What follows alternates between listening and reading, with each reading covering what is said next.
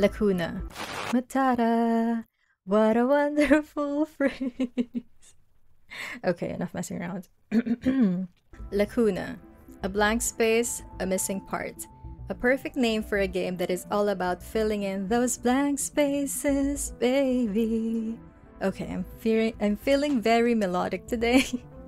So, anyway, I first encountered the word on Pinterest and it stuck to me because it sounded mysterious, archaic.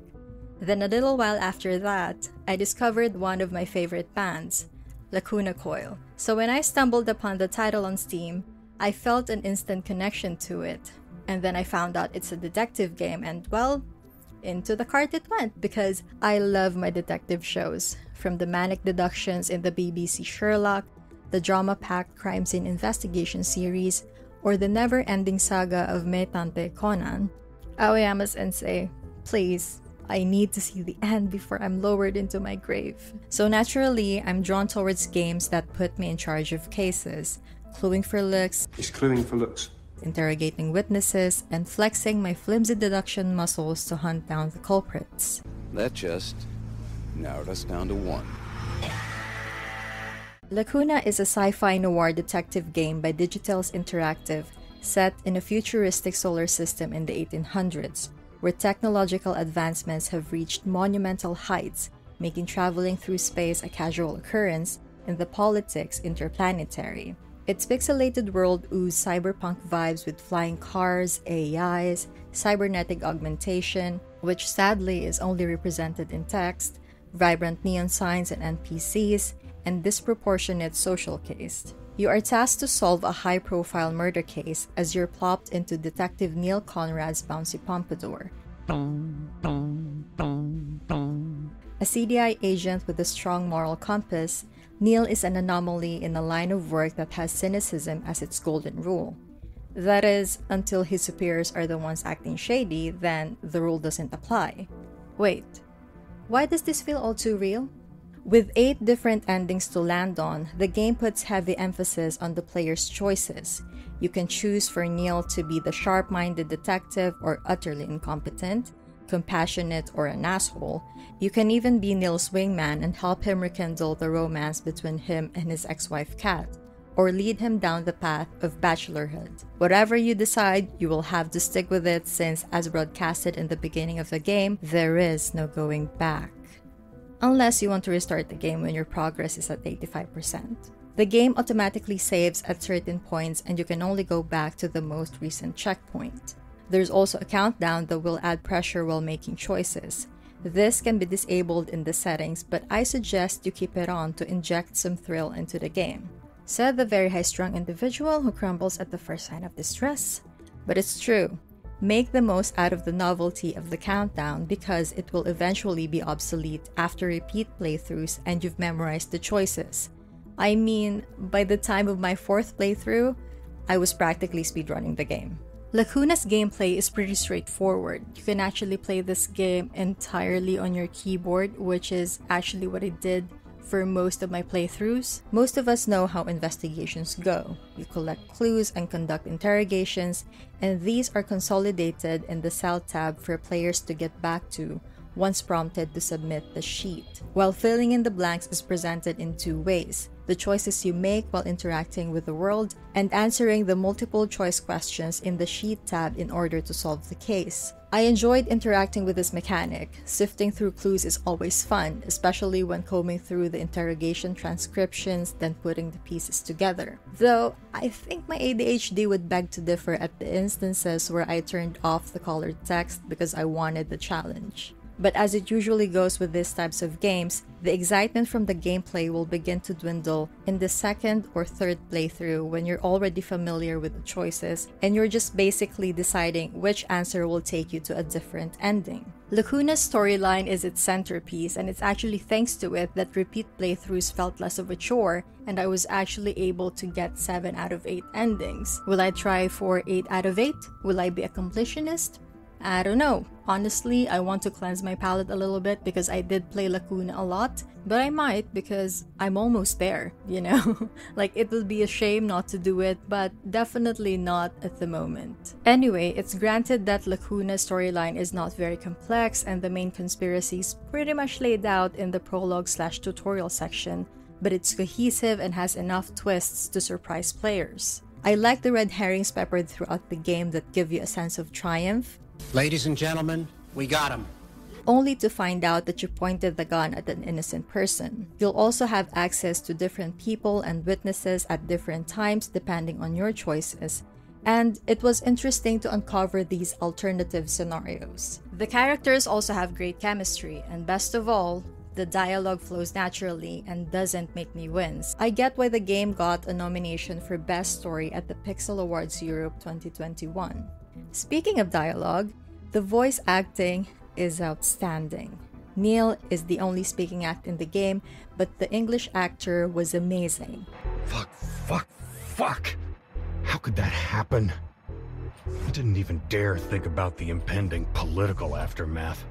It wasn't until I was on my way back to the train that I noticed the park's obscene size. The night was cool, and the Mansion District was probably the quietest place in the whole center. Sure, he's gifted with that deep, gravelly voice, but it takes talent and experience to evoke the right emotion through one's voice. And also, look at his name. Buzz Blackburn? How fitting is that for his voice? Of course, I'm not snobbing the German and Chinese voice actors. They did a fantastic job as well, judging from the bits that I listened to, and my hats off to them. The music and sound design in this game are incredible. I frequently find myself stopping and just basking in the melody, which was not good for my laptop's memory when I was recording gameplay. There's soothing, flirty jazz that make you sway along with it.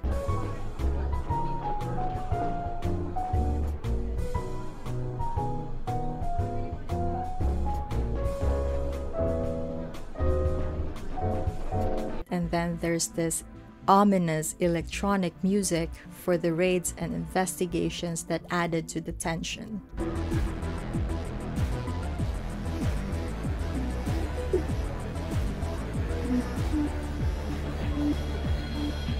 Sound design's also done brilliantly, from the rustling of the fabric when pulling out stuff from pockets, the crowd chatter in the background, and the drawing and firing of the guns.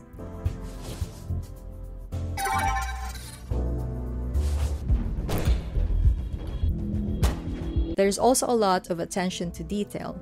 Take this scene for example.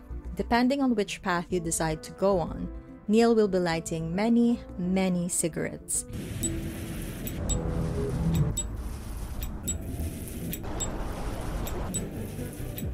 And I found this particular scene really cool. He showed up. The flicking of the lighter echoed because that's what happens in a fairly empty subway station. Isn't that really cool? I think this is something that could be easily overlooked because Neil has so many scenes of lighting cigarettes. So for them to think about each of the ambient sound in the location that Neil will be in, I really give them props for that. Now let's talk art. While I do think that Lacuna's art is beautiful and succeeds in setting either a vibrant or bleak atmosphere for the scenes, I do think that it could be a bit more detailed because when the scenes are zoomed in, it appears really fuzzy to me. But I do love that Lacuna has a decent variety of locations to explore, from Neil's chic neighborhood, the trenchcoat and tie-clad CDI headquarters, or the shabby lower layers, and more. And it allows the eyes a break from the prevalent nighttime scenery in the game. I was impressed by the little animations too.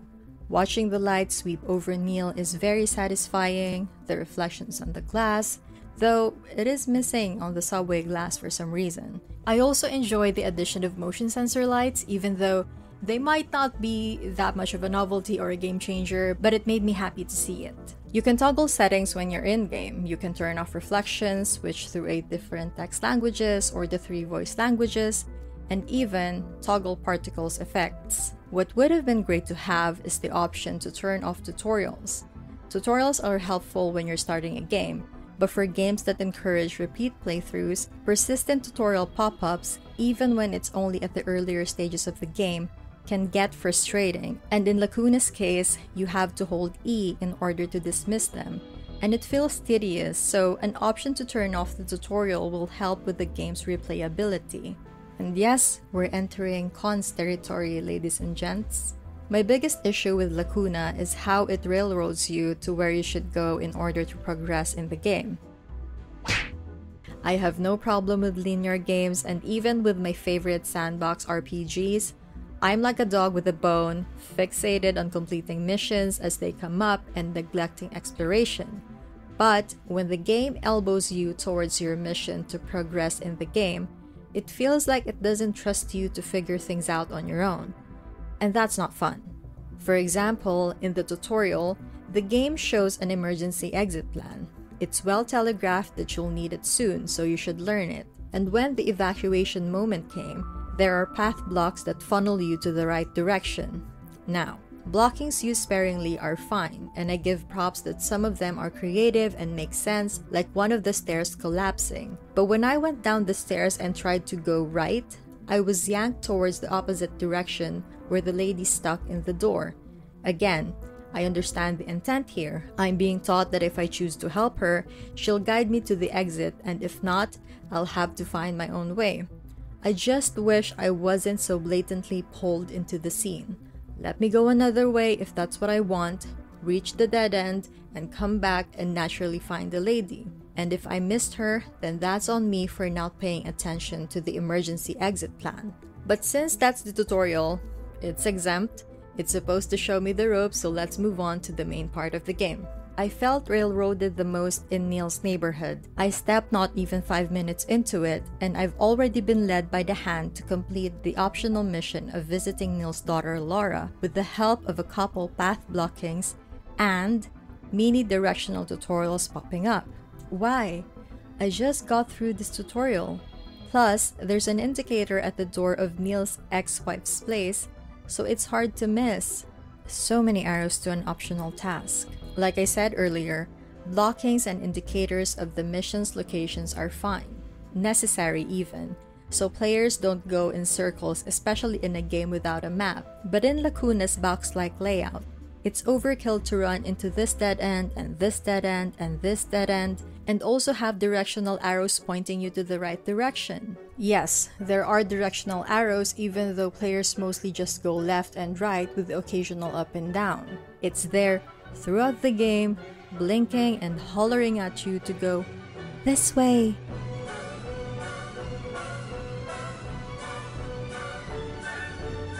I get it! This made me feel stupid, and I don't think it's good to make your players feel that way. There are also instances where there aren't even blockings present. You just can't get out or access specific areas until the game decides that you have to. It could be argued that if the game doesn't guide you, you'll fail the mission, but that's the point. Make the players engage by actually looking for the destination, and if they don't, they need to live with the consequences. It would reinforce the there is no going back premise of the game. In my opinion, the game would have benefited from getting rid of the directional arrows and having less blockings, especially in Neil's neighborhood, because given how small the area is, it's easy to realize what the blockings are for. For example, I have the suspicion that the blocking at the stairs closest to Neil's bachelor pad is there to develop the habit of visiting Neil's former family home when prompted to, because of the timing of when the repair was done. It's when I don't have to go see Kat as much. Meanwhile, the blocking near the fountain was to prevent players from going to that area until the scripted meeting between Neil and his chief. But considering how the area looked like, I think it wasn't necessary to block it off. The park was a good natural blocking. Of course, if the park's closed the entire duration of the game, that would be another point of criticism. But maybe the park could have been part of the world too. It could be a small park where an encounter could take place, like a meeting with Kat or something, and then have a decorative waterfall or a flying car parking lot as the dead end. Of course, I understand that this is a lot of work and may not be plausible due to the developers' resources, or maybe they're gonna give out an update for it. But yeah, it would have helped alleviate the feeling of being pushed to a certain direction. This brings me to my next observation in the game: quality of life and exploration. While exploration usually takes a backseat in the visual novel genre of games in favor of moving the plot forward, the world of Lacuna possesses such a bounty of features just begging to be explored and interacted with, and the inability to do so makes the intricate pixelated universe feel empty. They actually did it right at the tutorial section, where Mira was able to interact with the store owners and even had a conversation with one of them.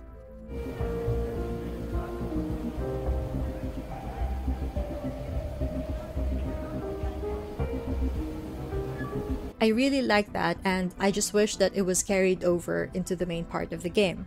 I understand that there are games where you also just sprint through the environment without interacting with it, but those are adventure action games, and the gameplay justifies the surroundings remaining a cosmetic asset. I'm also not saying that players should be able to freely explore every asset in Lacuna, but incorporating some of them into the script would inject some life into the game outside of the grind of solving the case and Neil's family drama.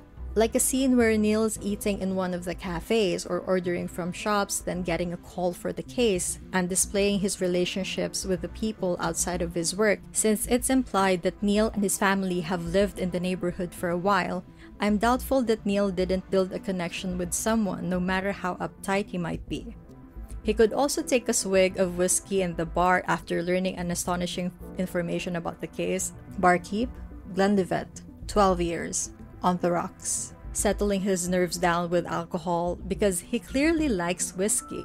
It's evidenced by the virtual dismay at the whiskey crate being left out in the Sakura Hotel and the bottle of whiskey in the pause window. I also feel this sentiment really strongly in the CDI headquarters because the developers did put more NPCs in there in an update, but I cannot interact with them at all, and they're not even getting read in the entrance scanner, the entrance and exit scanner, and it just makes the experience feel really hollow. Which brings me to another point that I want to make about the filler NPCs is that it's very noticeable that there are just a few original designs for them, and then they're just copied and pasted and scattered throughout the world of Lacuna.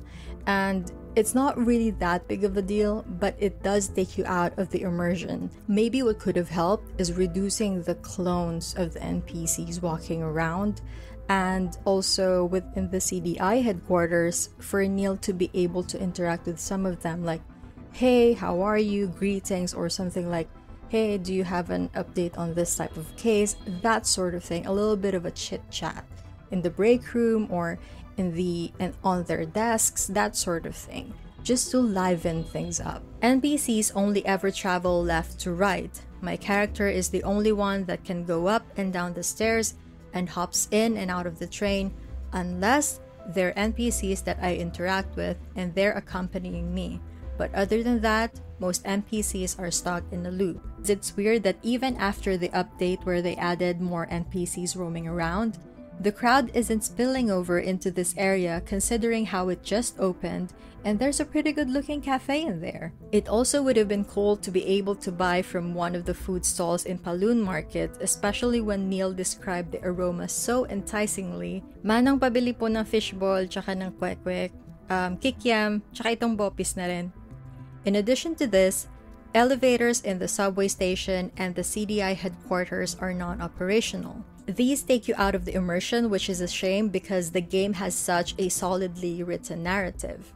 I love Neil, he's my favorite character and I root for him in my playthroughs, but there's an inconsistency in his design where even if I decide to play Neil as unsympathetic to the NPCs, he still maintains his compassion outside of my choices to have him act like a jerk, And it's a really weird experience that made me feel some cognitive dissonance. The highlight mode and investigation mode felt redundant to me. Items that contain clues will be highlighted blue when the highlight mode is activated. However, you cannot interact with them unless you activate the investigation mode, and the investigation mode also highlights these relevant items anyways. So I think the blue highlight on the clues isn't necessary, because even if the highlight's intent is to point you to where the clues are, it has consistency issues because there are items like the whiskey crate and the launch pad and the clues in Cox's house that weren't highlighted even if I turn highlight mode on and off a few times.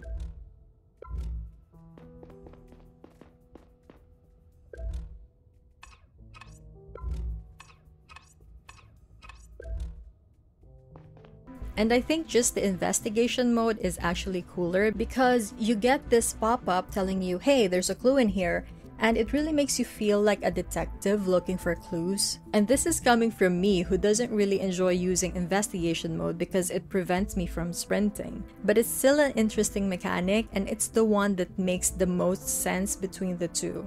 There are also other inconsistencies in the game. Some of the NPC avatar artwork are not consistent with what appears in the dialogue bar. And then there's this scene with the guard in the harbor where he gives you access, and in one choice, a gate slides open, but in the other, it doesn't. There's also an inconsistency between this statement from Kat, because Laura's not there. She's not upstairs in her room asleep. There's no one in the bed. There's no one in the room. Where's Laura? Where is she sleeping? But the biggest inconsistency for me is when I choose to deactivate the voiceover subtitles because they still scroll over at random narrations and consistently at the epilogue. I get that the epilogue is an important scene, but if there's an option to not have subtitles, shouldn't it be consistent across the board? Now, I'm new to this generation's gaming landscape, so maybe game mechanics for the sole purpose of acquiring Steam achievements are a thing, and that's fine, but it's not for me. I believe that game mechanics should have influence in the flow of the game, no matter how significant. Lacuna has a few mechanics that seem to only exist for Steam achievements like sitting down, making Neil smoke or not, and the interaction between Neil's pet chameleon, which, by the way, just a little bit of a side note, I like the symbolism with the chameleon because when I researched it, this is a good summary of what I found. When life gets a little crazy and panic filters in, you are reminded to tread carefully and adapt with every step. Allow your intuition to guide you. Isn't that very fitting for the game's theme? I wonder if that's the intent behind having the chameleon as Neil's pet. But anyway, the sitting mechanic is basically obsolete. I only had to sit once or a few times to get the achievement and for the purposes of this video, but after that, whether I sit or not has no bearing in my progression whatsoever, aside from the chairs I'm supposed to sit at blinking and calling upon me. The smoking and interacting with Horace the cutie are a little better, in that there's an amusement in doing it. I mean, who wouldn't want to pet this cutie? But yeah, I just wish there's something more to these mechanics that actually added to the experience apart from farming it out for Steam achievements. But if there's a Steam achievement aficionado out there watching this video, I welcome your explanation as to why developers would craft some of their mechanics around the Steam achievements. What is the incentive behind it? Is there a special price behind it? Is it tangible? Is it for the players? Is it for the developers? Because it baffles me to have mechanics that doesn't really do anything in the game itself. So yeah, I'm welcoming people enlightening me on this matter. Saving point moments take place with a fade to black and it disrupts the momentum of the game for me. I think a better option would be just the prompt of saving, just something a little bit more noticeable, something a little bit more distinct and animated, instead of fading to black and then fading back into the same scene. Lacuna was still a genuinely enjoyable experience for me despite the criticisms that I have of it, and I do applaud the developers for the things that they have done right. But at the same time, there are still aspects of the game that need to be improved and also maybe some added content in order to give the players a well-rounded experience. Since the release of Lacuna, there have been 2 updates. One last September 23rd, which includes bug fixes, additional NPCs and animations, and just last October 26th, they dropped an update with more bug fixes. Do I recommend Lacuna? If you're looking for a full detective experience where you can figure things out on your own, this game may not be for you because of all the hand-holding and railroading. But if you're after the narrative, the journey to the 8 different endings, character design, and music, you can pick it up on Steam when it's on sale. Because I think that there are still aspects of the game that need to be improved and also content added into it. So yeah, there we are. My first ever review. I hope that you enjoyed it. I'm quite proud of it that I was able to finish even though it took like 4 months. And I'm actually not finished. I still have to go through a ton of footage for this.